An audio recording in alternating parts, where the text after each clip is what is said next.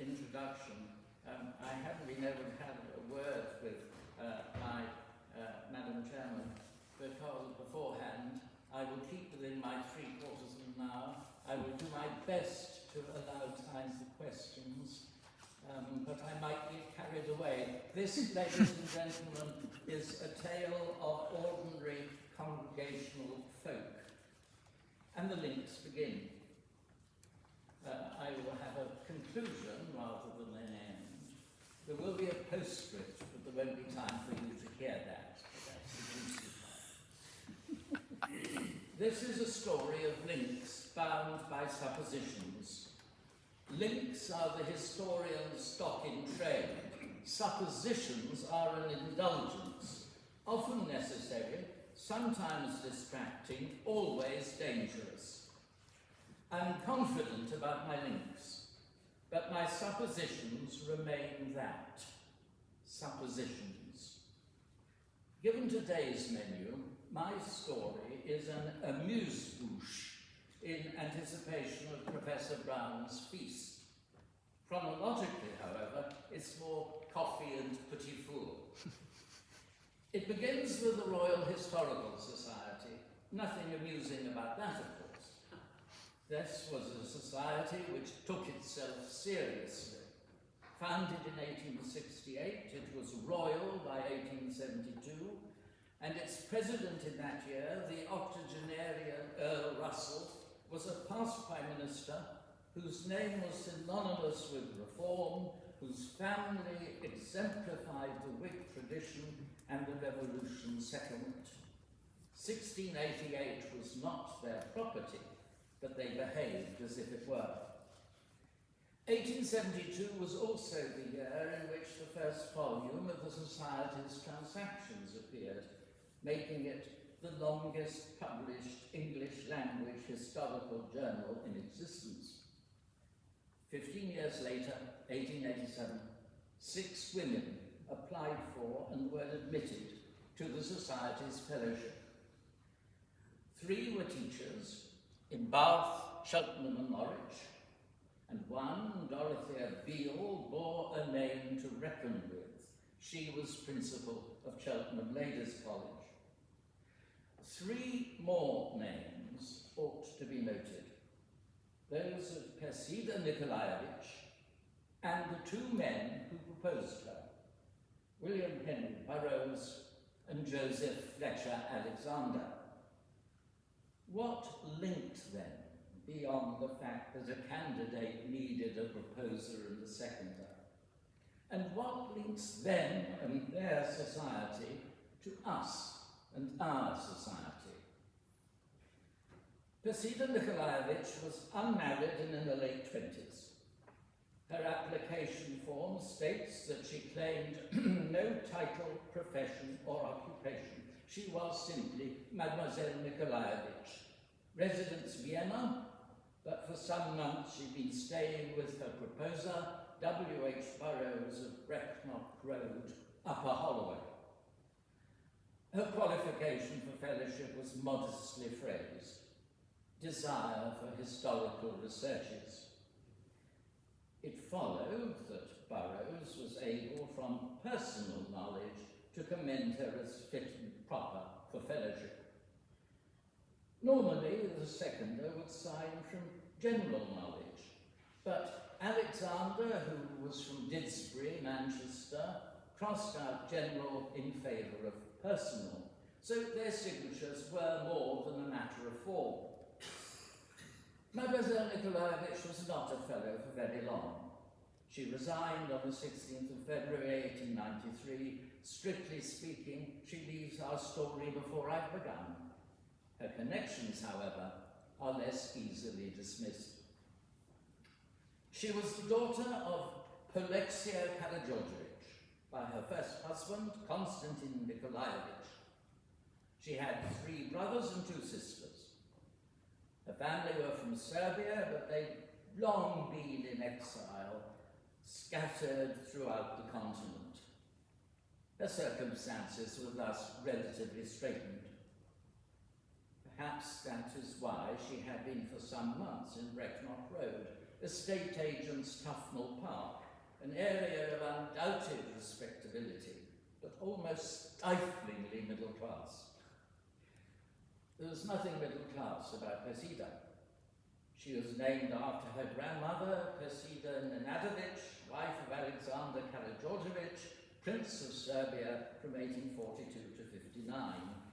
He had then been deposed by his family's rival, Daggers at Dawn, princely family, hence the exile.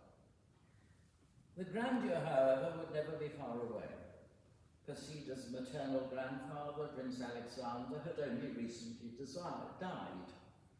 Her maternal uncle, Peter, would return to Serbia as king rather than prince in 1903. Her first cousins, Alexander and Paul, would be king and regent, respectively, of Yugoslavia, into which Serbia grew. Through them, there would be marriage connections with the Greek, Romanian, and Russian royal and imperial families. That was in the future. It does not as yet explain Mr. Burroughs and Brecknock Road. I think a clue to that lies in Cetinje, capital of the Principality, later the Kingdom of Montenegro. There, in 1883, Persida's uncle Peter Karageorgevich, then in exile in Geneva, married, very much younger, Zorka, eldest daughter of Nicholas I, Prince of Montenegro, later its king, from 1910 to 18. Now, Montenegro was small and mountainous. Its capital was little more than a village, at most a market town, bloated by legations, housed in villas of varying pretensions. The British legation was next to the royal palace, which itself might have been the home of a minor English squire or superior gentleman farmer. The legation was in very careful deference to the palace, discreetly but firmly knowing its place. They both had the benefit of Parkland in the English manner. Further away was the French legation, a modish villa, more Jugendstil than Art Nouveau, rather a brisk building. The Russians were grandest of all. The Serbians not in the same league, but at least they were in the main square. And there was a court theatre, to this day a gem. It is recalled that Prince King Nicholas insisted on paying for his own tickets. The prince, later king, and his wife had a large family. 3 sons and 7 daughters lived to adulthood, their lifespan extending from 1864 to 1971. The daughters were strikingly beautiful in a green-eyed way, and 5 married and married well. Zorka was the first to marry and the first to die. Her sisters improved on that. Militsa married Grand Duke Peter Nikolaevich of Russia. Stana married Peter's brother, Grand Duke Nicholas. Elena married King Victor Emmanuel of Italy. And Anna married Prince Francis Joseph of Battenberg, the only one of his siblings not to become a Mountbatten. The youngest daughters, Xenia and Vera, did not marry, but there is a charming seated statue of Xenia in Cetinje's main thoroughfare. And the sons, who ought to be included for completeness' sake, Danilo, the first and last of Montenegro, married Jutta of Mecklenburg-Strelitz. Her family had connections with the British royal family. Mirko married a distant connection of the rival Obrenović family, who kicked them out in the first place. From them descends the present head of Montenegro's princely royal family. He is an architect in Paris, with a villa near Cetinje. Peter married the daughter of a London tram conductor turned private detective. That brings us back to London. But this Prince Peter and his wife Violet are best left to the postscript that there won't be time for you to hear. Thus, in the 1880s, the Karageorgeviches were scattered in exile. But Cetinje offered shelter and another link. Its unassuming royal residences included the grey granite Billiards, so called because Prince Peter II, 1830 to 51 he reigned, was addicted to the English pastime of billiards. How, where, when did that addiction start? And the answer, I suggest, takes us back to Mr. Burroughs of Brecknock Road and explains the precedence there of Mademoiselle Nikolaevich F.R. Histess. I wish we knew more about her as a person.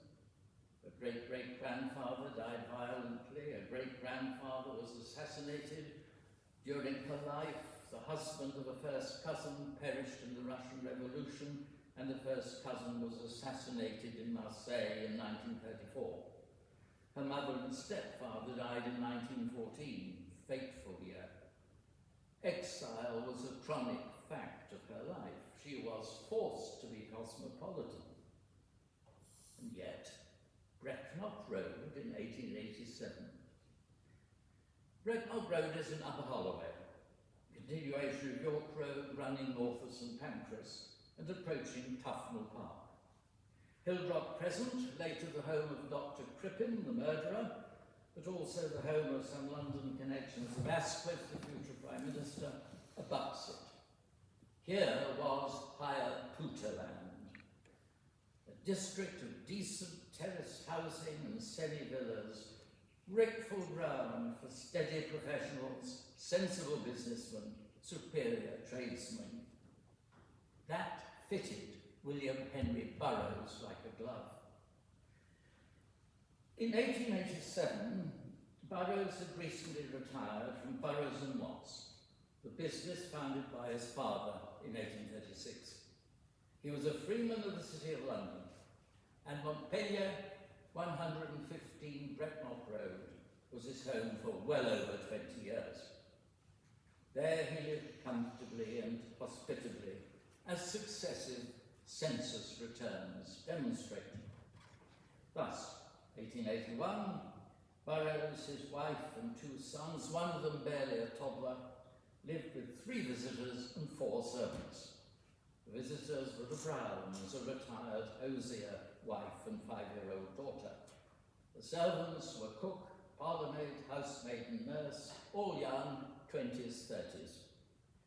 There was a coachman who lived in a separate building on the property with wife, son and 4 daughters aged between 1 and 6.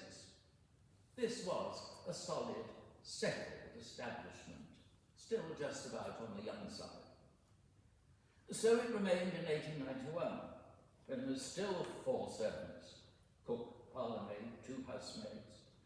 Edwards, the coachman, had now been replaced by Mitchum the gardener, this time with 4 sons and a daughter, aged between 9 and 17, and 2 of the Mitchum boys were clearly following in their father's gardening footsteps. Once more there were 3 visitors. A parson, you might remember his name, if I get time to get round to it, Henry Coley, and his wife, and, living on her own means, Persida Nikolaevich. Had she been there since 1887, or was she paying a return visit to old friends? And were the Browns of 81 and the Coleys of 91 paying guests or genuine guests? I suggest the latter. 10 years later, the neighbourhood was not quite what it had been. At 111, there were 3 households in the one house, none of them with servants. At 113 were the middle-aged Mrs. Elms with their Swiss servant. 115 still had a staff of 3. Mitchum the gardener had been replaced by Grout, a much younger man with 2 sons. And there were visitors, a cousin and a nephew of Mrs. Burroughs. The nephew was training to be an architect. Possibly that made him an apt companion for the younger Burroughs son, who was now training to be a gas engineer. By 1911, that family had left for Ipswich. W.H. Burroughs had died 2 years earlier. He left over £44,000, so money remained plentiful, and their house in Ipswich had 12 rooms. And there lived Burroughs' widow, Lucy Memoria, accompanied on census day, all with private incomes, by her sister and brother-in-law and her son-in-law, and a much younger sister-in-law. The three servants were aged between 15 and 34. That household, Birmingham, Ancaster Road, Ipswich, were not Forsytes, but they encompassed trade, commerce, and the professions, and remained solid, settled, and respectable. Now, the business which provided the financial cushion for such comfortable retirement was Burroughs and Watts, described by the firm's historian as one of the oldest, most prestigious and best-known names in snooker and pool. They made billiard tables, founded in London in 1836. They were in Soho Square from then until 1967. It was a family business throughout that time. Frank Watts was the partner in charge on the clerical side. The real energy was provided by old William Burroughs, father of our Burroughs of Brecknock Road. Under him, the firm prospered steadily, then rapidly. In 1851, when there were 14 employees, it was awarded a prize medal at the Crystal Palace. 1862, again a prize medal. By now it employed 48 men and boys and was making over 150 billiard tables a year. And the William Burroughses, the old Burroughses, with their servant, lived on the premises. I haven't time to go into too much detail, alas, about Soho Square. It housed a lively assortment of tradesmen, craftsmen and artists, neighbouring to the Burroughses. The Pickersgills, who were a serious art establishment. The Butteries, not quite so established, but they were picture restorers. And Rosabelle Buttery married William Burroughs' younger son. The Pickersgills ran to 3 servants. The Butteries, like the old Burroughses, made do with 1. By 1871, the old Burroughses had moved to Harrington Square, a district of stucco-trimmed houses close to magic name, Mornington Crescent. And the business was in the hands of William's sons, William Henry and James Samuel, under whom he grew like Topsy. They now made more than 300 tables a year. There were branches in Dublin and Belfast, contacts with the War Departments and the Admiralty, contracts, and royal warrants by appointment to the Queen Victoria, playing billiards, and to the Prince of Wales. By 1900, there were offices in Manchester, a branch in Newcastle, showrooms in Birmingham, Glasgow and Sheffield, agencies in the Antipodes. The firm led the world of billiards, snooker and pool. The American tournament was instituted in 1874. The Scottish Professional Billiards Championship in 1876. By 1912, they claimed that 50,000 of their tables were in use. The royal connections extended to the kings of Greece and the Belgians. They were onwards and upwards. And much of this occurred during William Henry's active involvement, though the credit has usually been given to his younger brother James Samuel, with whose descendants the business remained until the merger in 1967. We'll look briefly at James. He's not so creditable. He was really the family's foresight. He left more than twice as much as his elder brother. He lived well. His successive addresses ending in the homestead, Seaford, were much better than Tufnell Park. As early as 1881, the 40-year-old James had a household of 6 servants at Fitzroy Square, and the fearsome Lady Eastlake, widow of the guru of the art establishment, Sir Charles Locke Eastlake, was a near neighbour. James's wife died some years after that, and on the 26th of October 1893, at Holy Trinity, Upper Tooting, James married Vivienne Jackson. Almost from the first, that was a difficult marriage. The second Mrs. James was much younger than her husband. Her health was poor, exacerbated by an early, exhausting pregnancy. She failed to meet her husband's expectations as hostess at 67 Portland Place. By November 1904, the marriage had collapsed. 24th of March 1905, she petitioned for a judicial separation on grounds of cruelty, and on 18th October 1906, she filed for divorce on grounds of cruelty and adultery. There could be no doubt as to the cruelty. James's butler and the other servants testified to that. The adultery, as was then usual, was carefully engineered. The marriage was dissolved on the 11th of September 1907. It took another year before there was a financial settlement completed, but Vivienne and the daughter of the marriage were provided for. James remained at the homestead. In 1909, the year of his elder brother's death, James fell in his bathroom and broke 2 ribs and died in 1912. Now, so far, 20 minutes, my story, whatever its interest, has not been directly relevant for this society. Divorce was not unknown, even in straight-laced circles, but it remained unthinkable for most.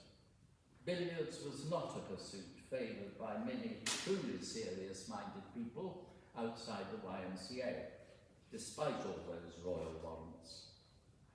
Which brings us back to William Henry and James Samuel Burroughs. They were like chalk and cheese. Were they even, I wonder, on speaking terms?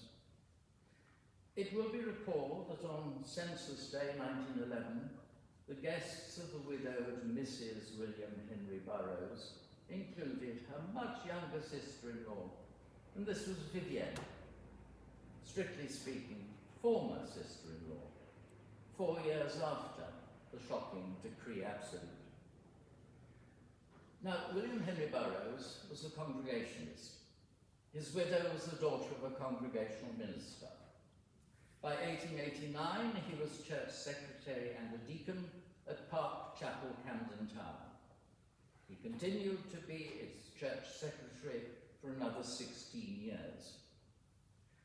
And Park Chapel was at once representative of leading metropolitan congregational churches and sui generis. It existed for just over a century. It flourished for nearly half that time. Its minister, during those years, became nationally known in his denomination.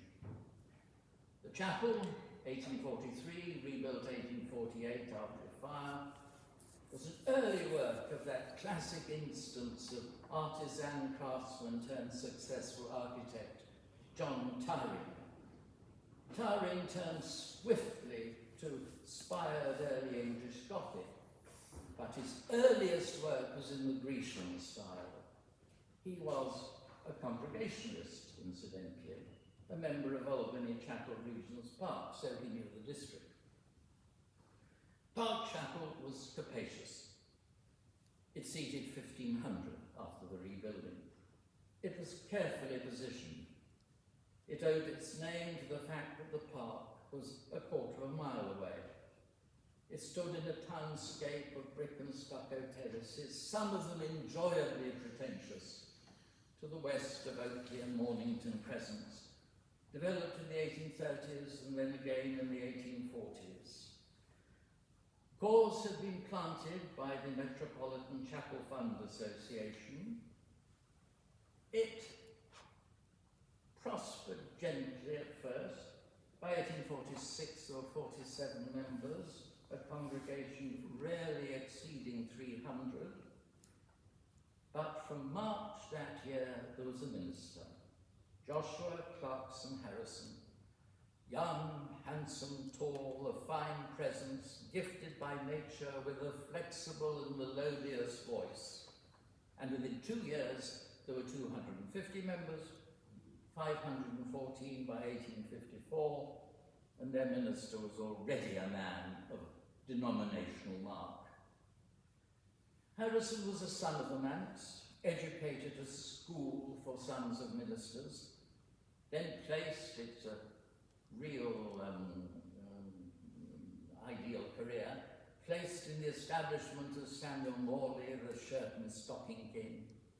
He caught Morley's eye, and thanks to Morley, he was lodged in Montauban with Adolphe Monod, the French Protestant divine, and then trained for ministry at Homerton under John Pye Smith, the beloved doctor. Those were stars in the European Reformed firmament, and Harrison, once settled at Park Chapel, seemed well set. He became known at the main meetings, preached the Congregational Union's annual sermon in '55 and again in 1862, delivered the London Missionary Society's annual sermon, and in 1870 was chairman of the Union, Congregationalism's representative figure. He briefly taught homiletics at New College. He sat as of right on the boards of congregational trusts and charities. He was no radical, and his appearance grew Gladstonian with age.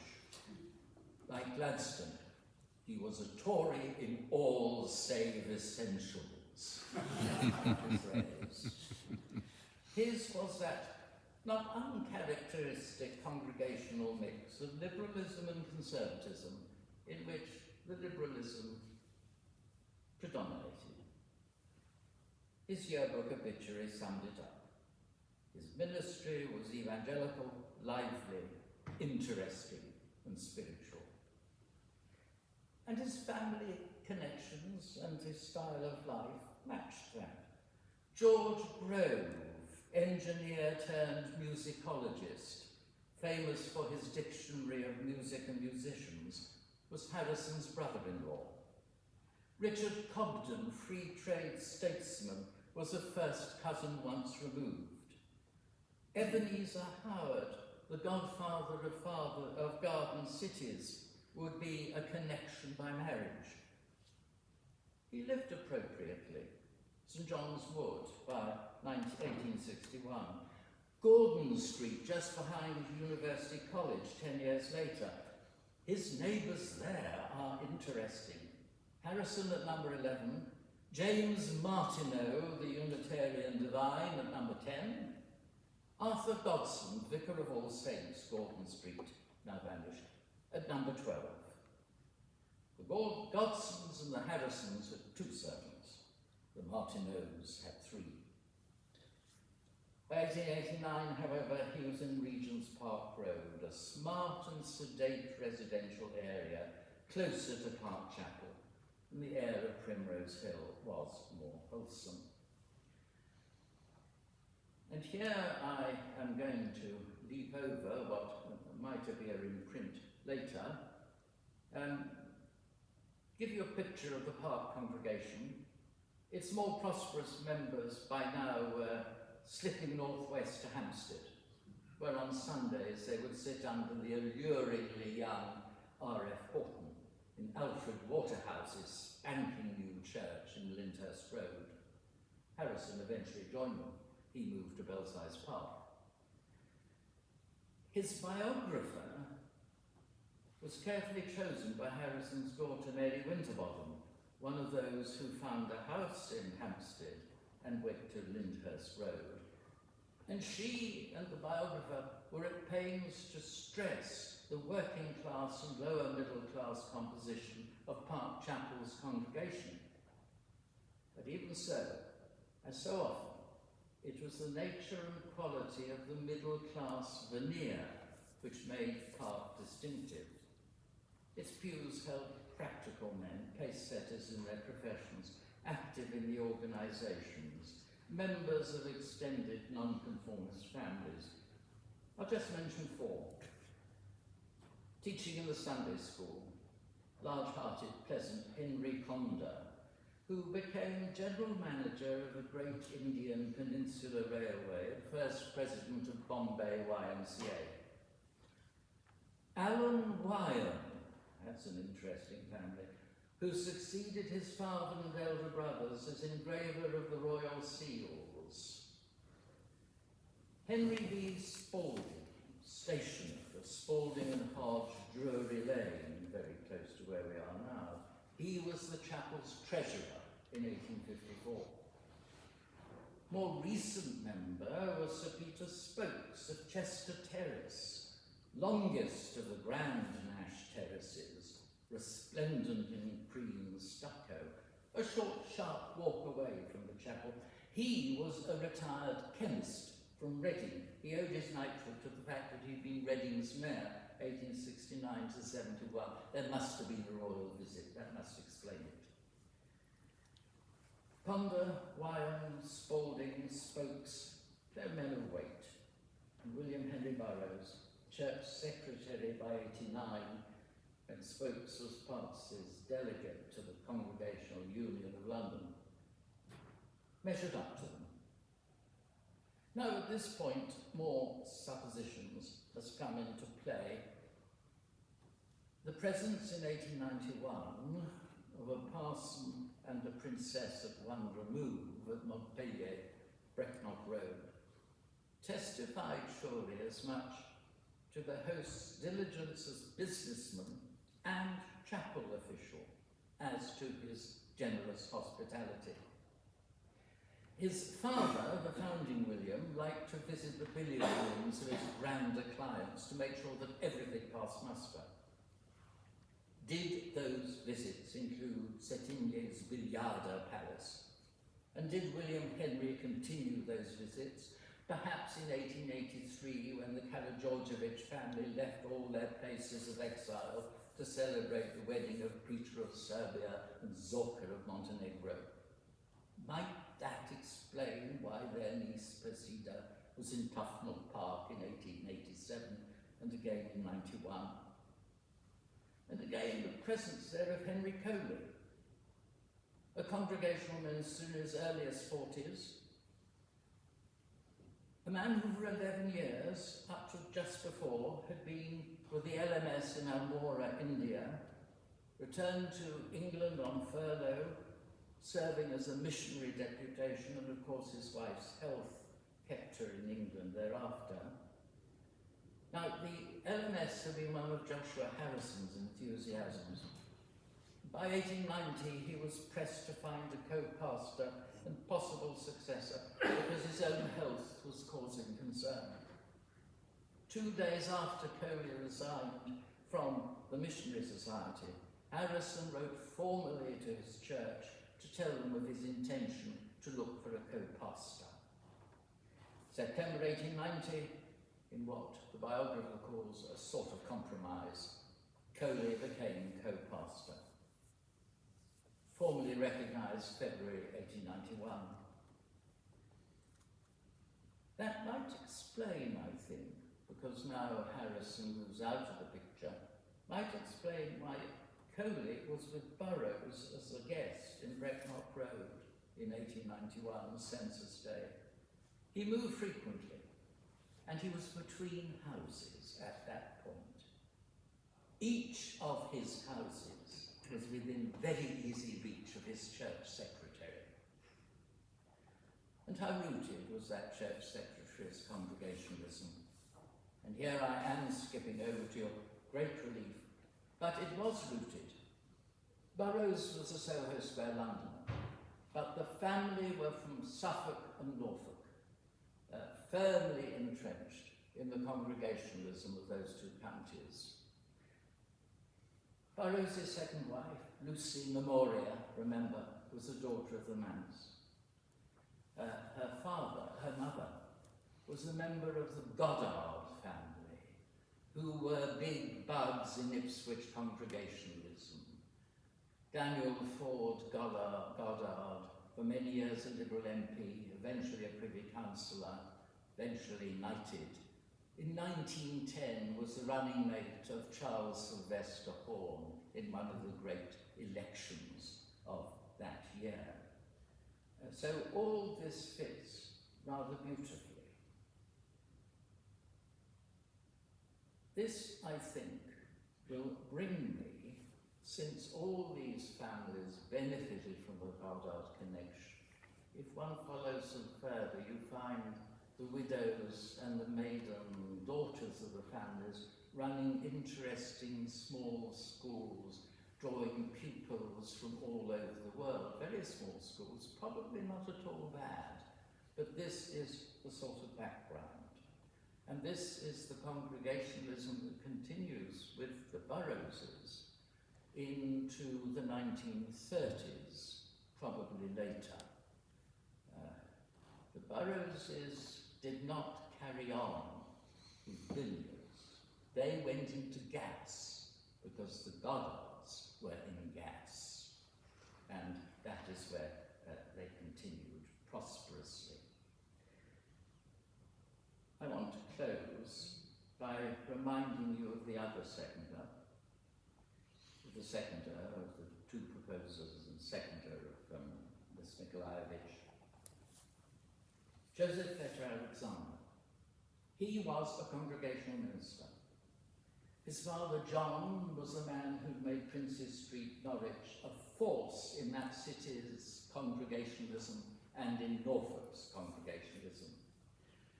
Joseph Vetter, the son, his contribution was at a lower key, 2 short pastorates curtailed by ill health. But he remained on the roll of ministers while going into business. For some years he lived in Ipswich. Cacket Street was his church, the Princes Street of Ipswich. He married a Goddard. And then there were 17 years in Manchester. And Joseph Vetter Alexander in some ways was very much a pillar of the establishment. But indeed, an earlier Bishop of Norwich had wanted him to take Anglican orders. But in Manchester, he was Regional Executive Secretary of the Liberation Society, one of the great pressure groups of the 19th century, biting into the body politic, devoted to the disestablishment of the Church of England.